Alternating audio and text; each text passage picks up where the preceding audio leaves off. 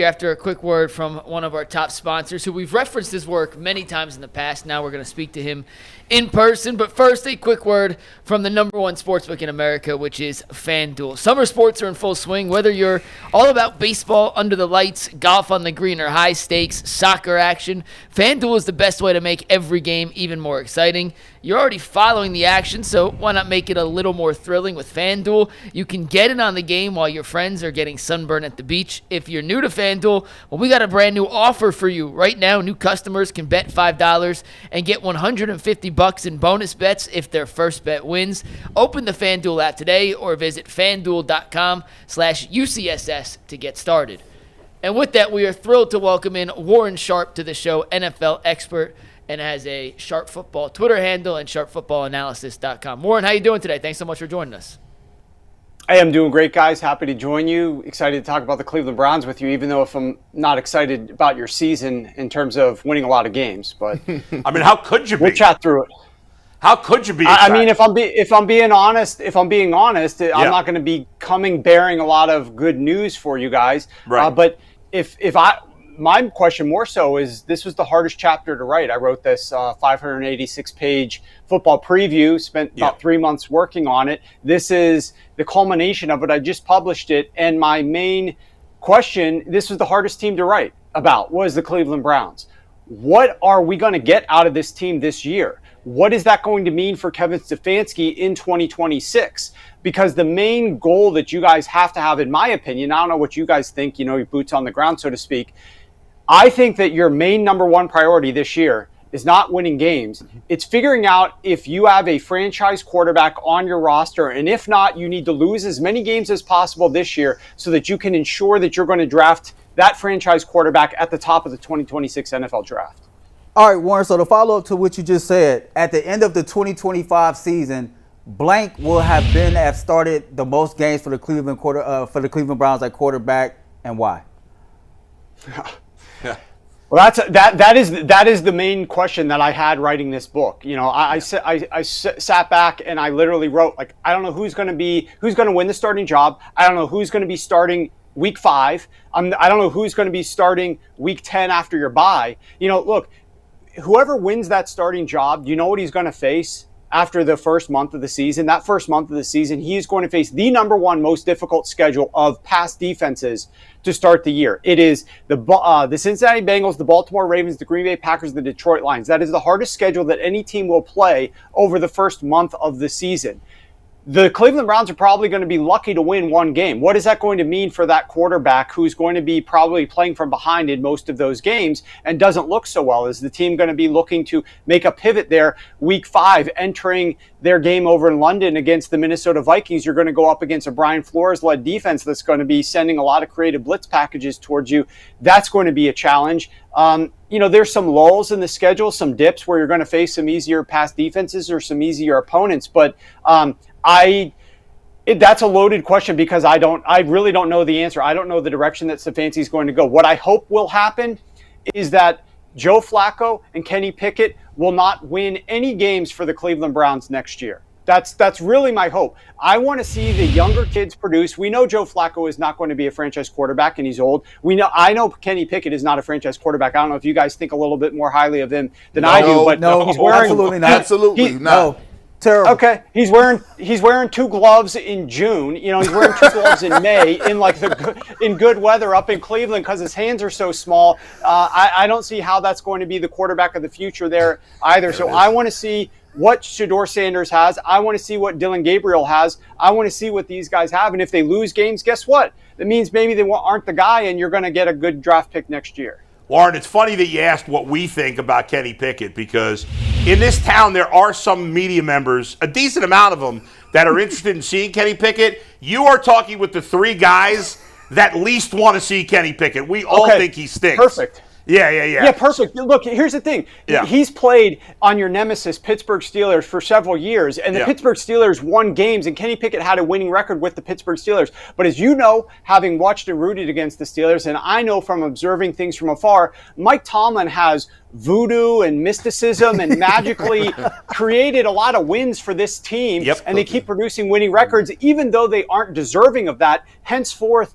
their quarterbacks are winning games and producing quarterback wins that probably aren't deserving of that either. So just because Kenny Pickett has, quote unquote, led the Pittsburgh Steelers to a lot of wins does not mean Kenny Pickett is actually a franchise caliber quarterback in the NFL. 100% agree. And to your point of why this is so complicated with the Browns, because it feels like Kevin Stefanski has to win to keep his job coming off such a bad season. Then you traded out of that top, the number 2 pick, where you could have taken a dynamic playmaker in Travis Hunter. You traded for a defensive lineman, which is probably not going to help you win right now. And you did that with the assumption of we have the ammunition to get the quarterback we want next year. And then you spent 2 mid-round picks drafting quarterbacks now. But you have Joe Flacco, who you could argue certainly gives them the best chance to win of a bad lot initially. And if Kevin Stefanski cares about that, he may play him. But then you say, well, we agree. I want to see the young quarterbacks. All of us want to see the young quarterbacks. But if with the young quarterbacks, if they go 2-15, is Stefanski going to lose his job? So that's what makes it so complicated. Yeah, and that's the perfect kind of way to sum it up. And a lot of the struggles that I had evaluating this team and writing about it, and I just want to throw in there, if I can just do a quick plug. Yeah. If you want to get my 2025 football preview book, which is $30 on my website for just $1, you can go to sharp.football and enter the code that's just for your show, Cleveland. If you enter the code Cleveland, you will get the book for just $1. It's selling on the site right now for $30, but it's a short time special just for your guys' show, just so that more people can check it out. We've got 32 different team chapters in there. But what I was writing about the Cleveland Browns over the course of their 18 pages in that chapter, previewing their upcoming season, is the question of, I know this team, I know you guys, is not personal, but you're sort of the laughingstock for having signed Deshaun Watson, given him all this money. Now you're stuck with him. Now you have all these issues with Deshaun Watson in terms of his salary cap hits for the future, etc. But the underlying fact, I'm not going to try to paint a rosy picture here, but the underlying fact of them rolling the dice and going for Deshaun Watson, giving that fully guaranteed contract because that's what needed to be required to get him to come to Cleveland, is the fact that your front office realizes the importance of the quarterback position. You guys realize how valuable finding that next franchise quarterback would be. You rolled the dice on Deshaun Watson, even though it might not work out and make you guys look foolish, because you knew that if he hit his upside, he could be that franchise quarterback for you moving forward. You then went in this year's draft and you traded out of that pick. You didn't come home with Travis Hunter, but you decided to roll the dice on 2 mid-round to late-round quarterbacks. Maybe one of them is going to have some success in the NFL. And if neither of them do, like I said before, you're going to have that high pick with a lot of ammo next season to get that draft pick. I think you guys have the right, the underlying right thought process in terms of what a team needs to win games. You have not had that quarterback. Kevin Stefanski, importantly, has not had that quarterback. And he wasn't the one who went out there and signed Deshaun Watson. I still think Kevin Stefanski is a good coach. I still think Kevin Stefanski has earned time to work with a good quarterback. The issue is just what happens in the media this upcoming season. With him now, the front office, the ownership certainly looked like they were the ones kind of pulling the strings on making the team go ahead and get Shedeur Sanders and bring that kind of media circus a little bit into Cleveland this offseason. Kevin Stefanski's now left with picking who's going to start, which weeks they're going to start, who's going to be the best guy, and it's probably going to be a losing battle trying to figure it all out for the team, and it's going to make him look bad. But, that's the thing. I wish that ownership met with Kevin Stefanski both before the season and maybe a few weeks into the season and then, 2 months into the season. They need to get on the same page as to what the goal is of this team as you move throughout the course of the season. Is it to secure that number 1 pick next year, lose games late in the season, but Kevin Stefanski knows his job is safe, and so he'll go out and make sure that happens and not fear losing his job? Because guess what happened to the New York Giants last season? The New York Giants were in the catbird seat to have the number 1 overall draft pick through week 16 of the season. They go into their week 17 game, 2 weeks left in the season, and they go out and win a meaningless game against the Indianapolis Colts. And instead of being able to draft number 1 overall, they fall down in the draft pick process because they won that Week 17 game, and all of a sudden they lose out on the number 1 overall pick. They try to trade back up to the number 1 pick with Tennessee to get to Cam Ward, and they aren't able to do it. So, you guys have to have some eye to eye as to whether or not Stefanski can be there next year and what the team's strategy is. And that strategy might change. If the team goes out and goes 2-2 to start the year and Shedeur Sanders is looking good because he's getting some reps and he's actually playing well and the team is running the ball with their new running backs and the offensive line and their defense is playing together and you guys are able to win some games, then maybe you try to win games this year and you don't play for the 2026 draft pick. But I just think you have to have ownership in the coaching staff, and seeing eye to eye throughout the course of the season is vital for the future of the Cleveland Browns 2026 and beyond. See, you laid it out perfectly. I really agree with a lot of what you said. To me, as a guy looking in, outside looking in, I just don't think there's a cohesive plan. The trade down move seems to be a trade down move that secures Andrew Berry's position to potentially take a franchise quarterback in 2026. So he's like, listen, Travis Hunter, that's cool right now. That would be the play for today. I want to make sure that I'm around here next year in case this doesn't pan out well. Kevin Stefanski, he looked like he took Dillon Gabriel, said, I can make something with this guy. It looks like maybe he could play it on timing. He's accurate. But then you look at Jimmy Haslam. Jimmy Haslam got to that. I think Jimmy actually told him, they said, we're not going to take Shedeur. And then it got to the 5th round, and they said, no, we're going to take Shedeur. And now, the worst part for them is he can actually play. So if now Shedeur can actually play, now you got people that are going to clamor to see him regardless. And now it muddies the water even more. You have 2 veteran quarterbacks that we know are not the future. However, one of them in Flacco probably gives you the best chance to win intermediate games to keep the head coach's job.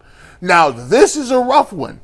What are you planning on doing? How you plan on moving? Because I don't think all of them are on the same track. I think everybody has a philosophy, and we haven't even thrown the analytics department in here yet. So, to me, I just don't believe that they can win 2 games, 1 or 2 games, and get the first pick, and Andrew Berry and Kevin Stefanski both still be here in 2026. That's the frustrating part, is what is Stefanski going to be sitting here trying to do?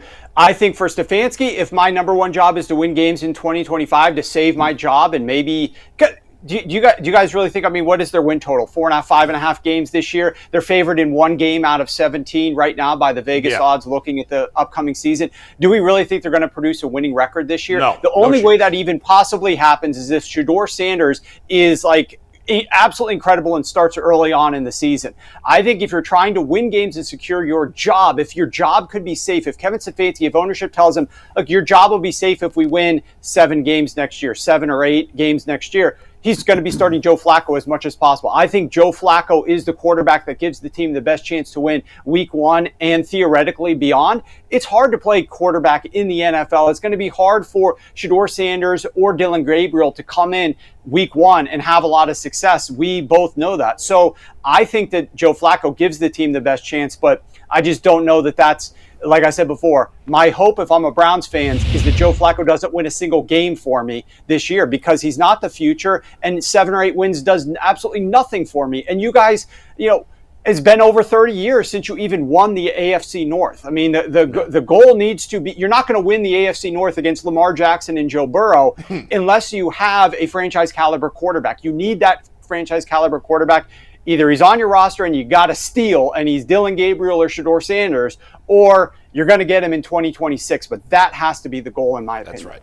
All right, Warren, so I got a question, but I got a statement first because I kind of got to push back on what you're saying. Even though I hear you want to put yourself in the best position possible to draft one of the best projected quarterbacks in 2026, but I think a lot has to go right, for you to be in that spot, and there's no guarantee that any of those guys will be as good as projected to be. And I think one of the things that's going on here in the city of Cleveland is fans are pissed off. As you talked about with the Deshaun Watson contract, we all know everything that was going on around Deshaun Watson. You trade for him, you sign him to a guaranteed deal. We get no return on investment as fans, right?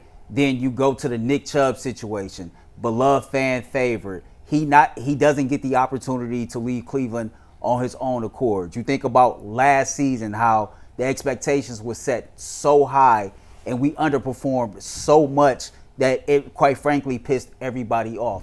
The point I'm making is I'm a Browns fan. I know these Browns fans pretty well. It is going to be very, very hard to sell us on a plan for 2026. It's hard for Browns fans to hear, like, you should lose as many games as you possibly can this year, because things have been so bad that this franchise owe it to this fan base to go out here and at least try to win. So my question for you is, Warren Sharp, what is a realistic expectation for Cleveland Browns fans in 2025? I mean, unfortunately, reality is that they are going to probably win around 5, 6, 7 games. You know, they're not going to have a winning season. They're not going to win the AFC North. They're not going to get the number 1 overall draft pick because you got a head coach who's coaching for his job. You got, you know, we have to keep in mind as much as we would at least me from the outside would say you guys should lose as many games as possible. Kenny Pickett is not going to, in his starts, try to lose games. Joe Flacco is not going to try to lose games. These guys are playing for their careers. They're backup caliber quarterbacks who suddenly get the job to start for an NFL team. They're going to try to play as well as they can and try to win some of these games. You've got guys like Dillon Gabriel or Shedeur Sanders. If they get in there, they certainly don't understand the concept of tanking and losing on purpose. So none of these guys are going to be coming out here playing to lose, but they're not. I don't think it's a good enough team. I don't think they have the support system or the structure, and they're playing too difficult a schedule. I just mentioned you play the number 1 most difficult schedule over the first month of the season to actually go out there and produce a winning record. So unfortunately, it's treading water. It's staying in this no man's land. And I understand if you're a Browns fan, every year you'd like to see your team make it to the playoffs, right? You want to be playing a game in January. You'd love to have a home game that you can go to root on your team in the postseason. That's extraordinarily unlikely this year. And I just think the longer term picture needs to be there. I know the New York Giants fan base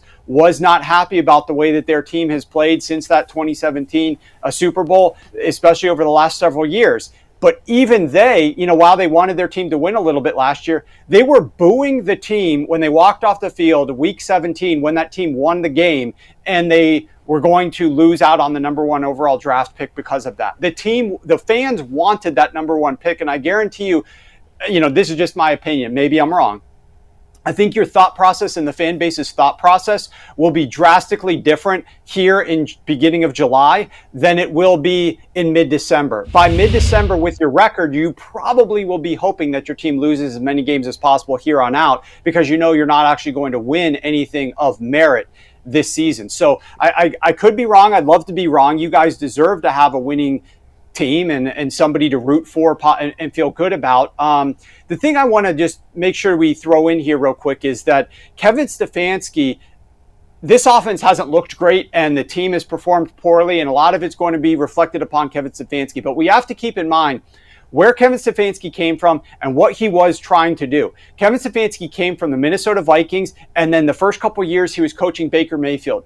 His background is using a lot of heavy personnel groupings, multiple tight end sets, using a lot of play action, quarterback snaps under center, and he threw all of that out the window when Deshaun Watson was signed. He went to spread offense, 11 personnel, shotgun-based offense, because that's what Deshaun Watson was the most comfortable with. That is not what Kevin Stefanski excels at from a coaching and a play calling perspective, and he's had to work left-handed most of the time that he's been in Cleveland the last several years because the offense is now designed for a quarterback like Deshaun Watson, who hasn't been available, has been injured, and when he's out there hasn't been playing well. So even if the offense was working efficiently in 11 personnel, which his offense doesn't typically, it wasn't going to look great because of the quarterback play. So we could say Kevin Stefanski hasn't produced a winning record, but I think a lot of it is just the hand that he's been dealt, the quarterbacks that he's working with, and how he's had to redesign his offense to try to appease the quarterback who the ownership obviously brought in. Warren, let's wrap it up. Obviously, we've talked a ton about quarterbacks because, as you say, until they solve that problem, there's nothing else really matters. I've been banging that drum for the 14 years I've been covering this team. You know, winning 5 games versus 6, it doesn't matter. You got to get that quarterback. Until that, nothing else matters. And you're right.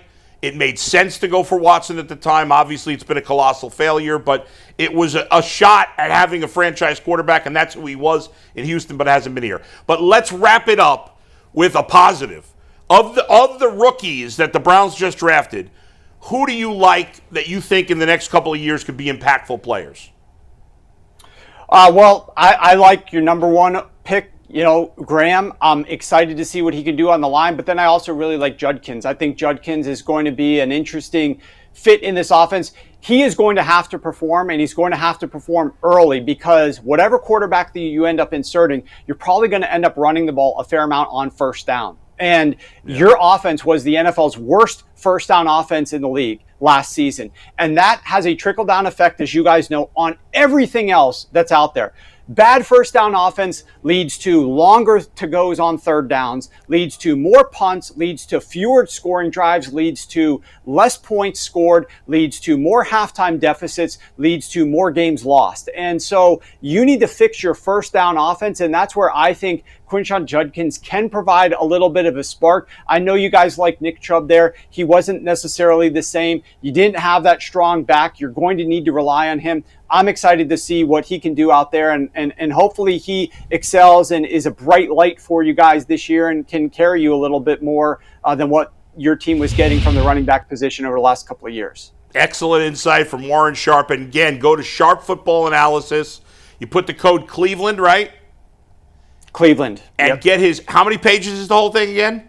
586 full color pages, 32 team chapters. It will get you prepared for the season faster than any other publication out there. I guarantee it. I also guarantee you're not going to find a better bang for your buck than $1 for all 586 pages. Go there right now. I mean, even if you end up not liking it, which you won't. I bought it during It's the interview. $1. You bought it during that segment. Yeah. 586 pages. Not if you're just a football fan, but if you like to gamble, you play fantasy, whatever it is. Buy that. $1. Use the code Cleveland. Do it right now. Thank you, Warren. We appreciate it, man. Thanks for having me, guys. Yep. Awesome. That was Warren Excellent Sharp. Guys, we're going to insight. move